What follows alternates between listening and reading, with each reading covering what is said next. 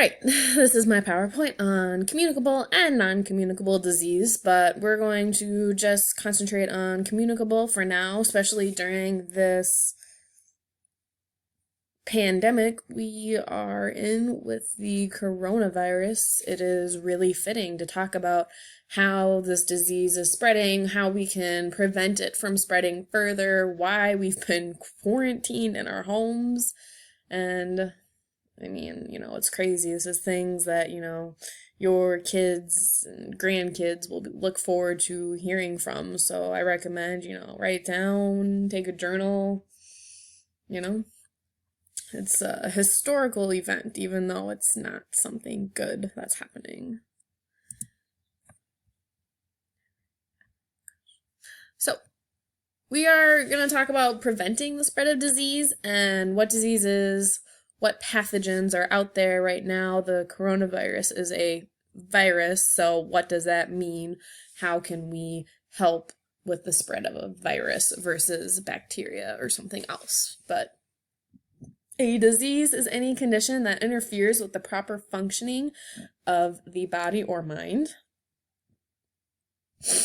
But a communicable disease is a disease that can be passed to a person from another person, animal, or object. So when we're talking about just disease, like the opposite of a communicable disease is non-communicable, meaning that I could develop cancer, which could interfere with my functioning, or I could develop diabetes, which is a disease, but I cannot give somebody else my cancer or my diabetes. This communicable disease, though, can be passed either from person to person, animal to person, object to person. So right now, this coronavirus came from an animal. Initially, I thought it was just a snake, but now rumor has it there was also a bat involved. I don't know. Bats, I don't know why people haven't learned their lesson that, nothing good can come from eating a bat. That's where we got Ebola. And, apparently there's a meat market in China where the snake was laying out and it was infected. There's just some animals that we should apparently not be eating because they have these diseases in them. And that's how we have it. The virus itself can live on an object for a certain amount of time. We'll talk about that more when we talk about what a virus is. But if you do a little research on how long this coronavirus lasts, it can actually last on objects for hours to days. It can last in the air for a couple hours. So it's important that we also are sanitizing and washing our hands and being really vigilant about this stay-at-home order and staying at home and away from other people as much as we possibly can. Pathogens are the culprits for getting these diseases. They're disease-causing organisms that are really, really small. They can only be seen through a microscope. And, we can't see them, so we call them germs, and we say that germs are everywhere. They're in the air, they're in the water, they're in the objects that you touch. You really can't go through a day without coming into contact with some sort of germ or pathogen. There are not always harmful pathogens. We'll talk about pathogens that are actually alive in your body that help you, that you need. But there's also, that's just why we clean our house and keep things sanitary and prepare food properly and wash our hands. This whole coronavirus, all of a sudden everyone's like, wash your hands. And it's like, weren't you doing that before this started? I'm confused. Like, now we're just learning to wash our hands. So, good hygiene is really important when it comes to preventing the spread of these pathogens.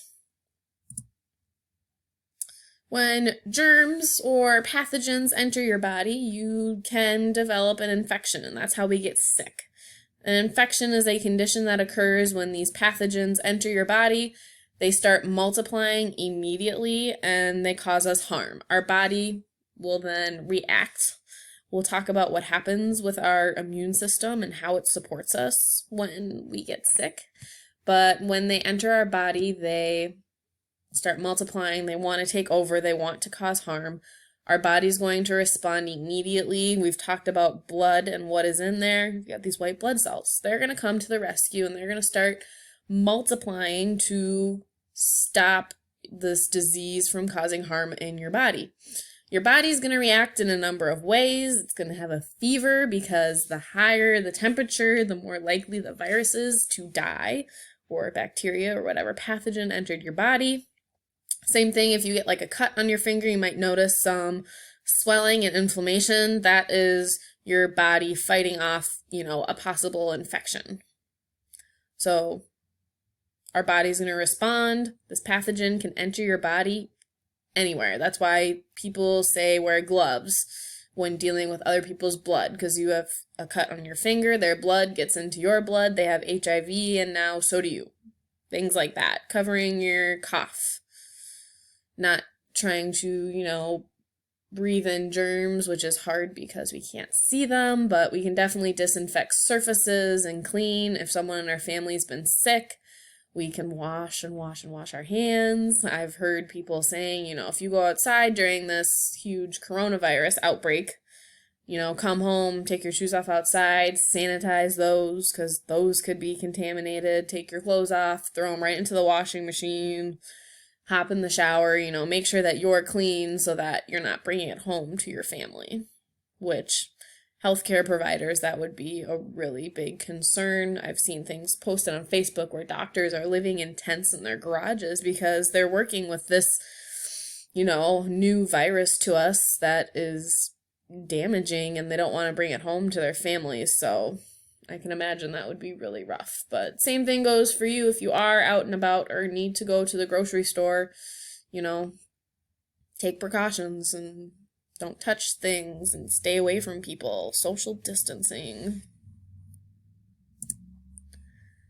These are the 4 main pathogens that can cause disease. We have bacteria, viruses, fungi, and protozoa.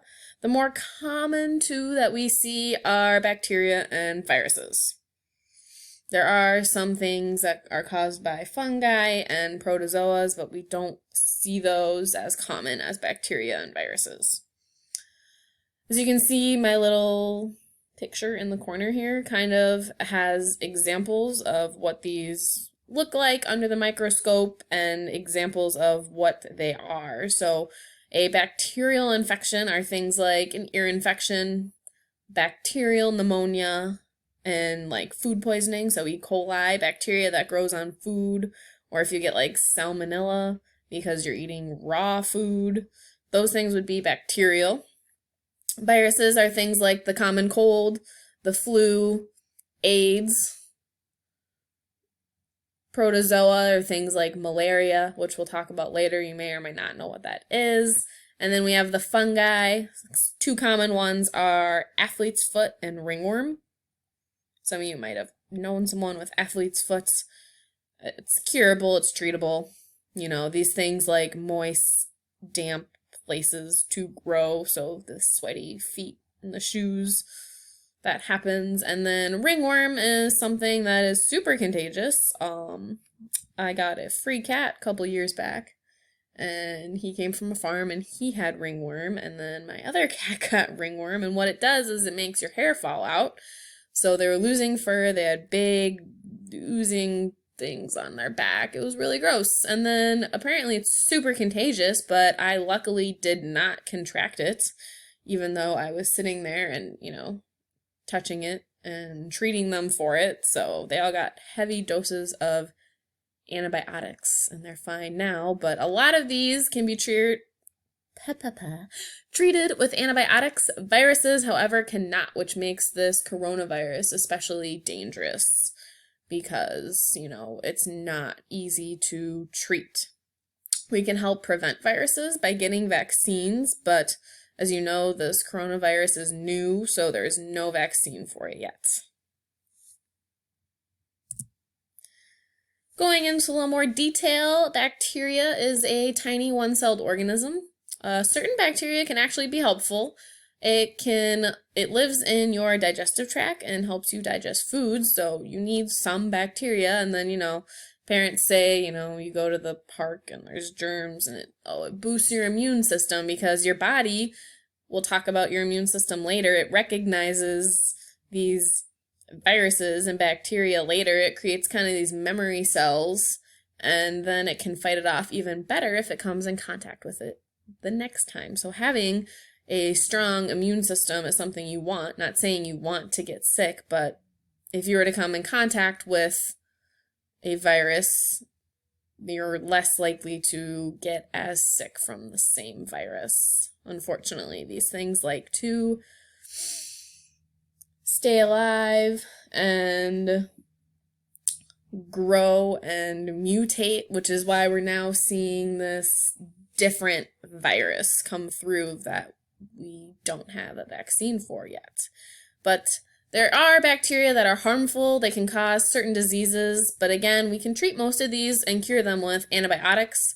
You don't have to write all of these down or memorize them all by any means. I kind of highlighted the ones that I thought were more common, but things like pink eye, whooping cough, strep throat, tuberculosis, Lyme disease, most of the foodborne illnesses like, again, E. coli or salmonella, diphtheria, bacterial pneumonia, bacterial meningitis, and cholera. My 7th graders just learned what meningitis was in the nervous system. You have something called meninges, and it's kind of like a layer of tissue and fluid around your brain and your spinal cord, your central nervous system. So that can cause bacterial meningitis. It could also be viral, but common ones, again, you have your strep throat. You usually go to the doctor and get medication for that, and it clears up. Lyme disease comes from the ticks, and again, we can cure that, but all these other ones aren't super common anymore. Pink eye, some of you have had that. My cats have had that. So that's more on bacteria, and we'll talk about viruses in the start of the next clip.